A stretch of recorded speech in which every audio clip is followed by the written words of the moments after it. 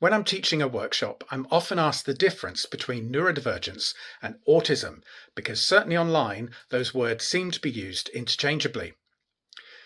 Neurodivergence is an umbrella term that covers everybody who thinks differently.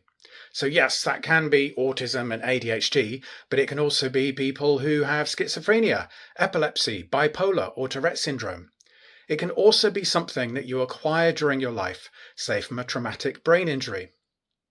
So I've seen some people online asking, please can we stop using the word neurodivergence because it's such a broad category that it's practically meaningless. And if you mean autism, say autism.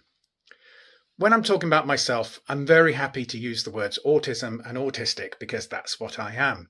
But if I'm talking about my clients, that is going to include people who are ADHD, autistic, have ADHD, dyslexia, dyspraxia, sensory processing disorder and auditory processing disorder, hyperlexia, synesthesia, aphantasia, and alexithymia.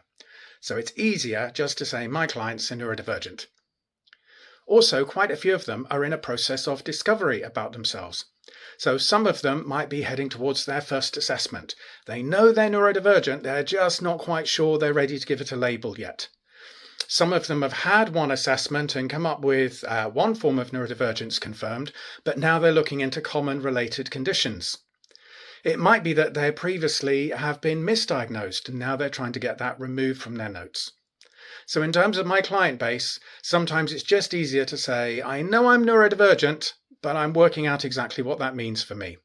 Also, the tips and strategies in my blog have come from all different parts of the neurodivergent community, but they can be used by other groups of people with different benefits.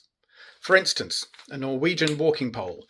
This can be used by people who have dyspraxia because they may be unsteady on their feet and lack balance and need a walking aid. But it can also be used by people who are autistic.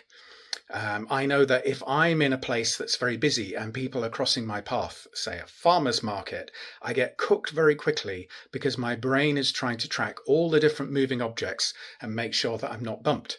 And I find if I take a walking pole, it becomes a meditation where my brain can focus on the feel of my hand on the handle and the sound of it on the floor, and I last a lot longer before I get cooked. So if you'd like to check out my blog, which is full of hints and strategies and tips from the neurodivergent community, it's at www.johnpendle.com/blog.